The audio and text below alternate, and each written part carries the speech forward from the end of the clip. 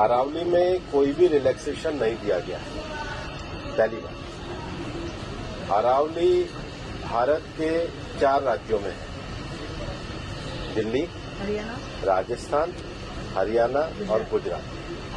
Total Aravalli 39 districts में है। अरावली की पिटीशन 1985 से चल रही है। इस पिटीशन में चलने के बाद अरावली में माइनिंग के स्ट्रिक्ट नियम होने चाहिए, इसके हम भी पूरी तरीके से समर्थन करते हैं। सुप्रीम कोर्ट ने चारों राज्यों को कहा कि अरावली की सेम डेफिनेशन होनी चाहिए।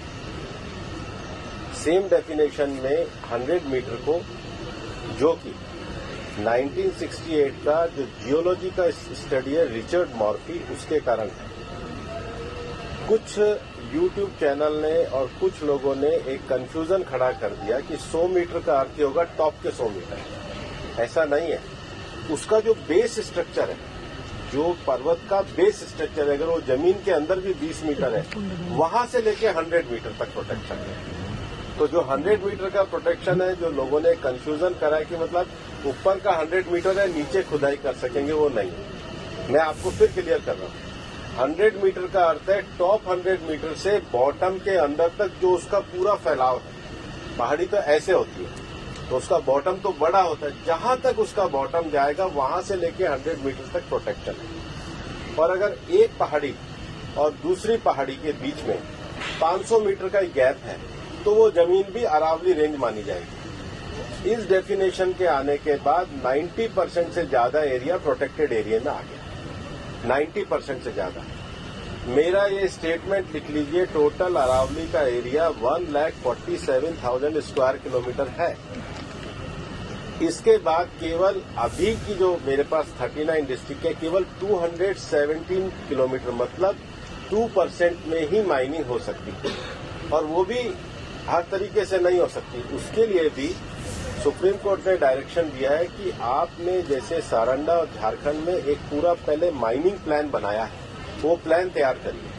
वो प्लान तैयार करने के बाद भी ICFR जो इंस्टीट्यूशन है, उसकी परमिशन होगी, उसके बाद ही परमिशन मिलेगी।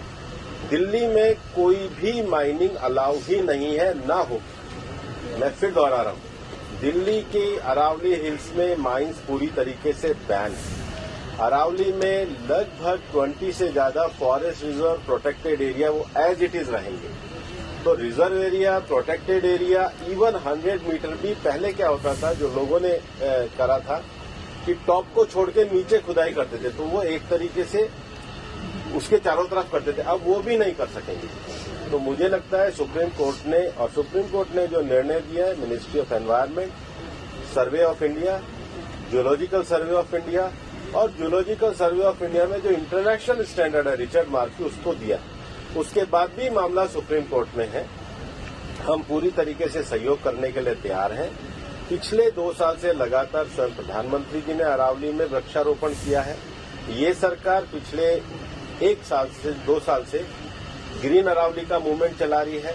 मैंने खुद ने पिछले दिनों उदयपुर में सारे DFOs की, मतलब चारों जिलों के 39 DFO की मीटिंग करी है। हम हर डिस्ट्रिक्ट में अरावली की नेटिव स्पीशीज का एक नर्सरी लगा रहे हैं।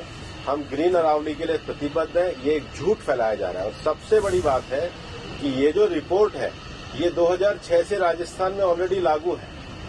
इसमें कुछ भी एडिशन नहीं किया गया, बल्कि अरावली के टॉप से लेके और जमीन तक, मतलब जमीन से पूरा ऊपर 100 जो स्ट्रक्चर है, वो सारा प्रोटेक्टेड की श्रेणी में आता है। सर, मैं ask you one more question. Sir, जैसे टाइगर, उसका तो कोई बाउंड्री नहीं है, उसका कोई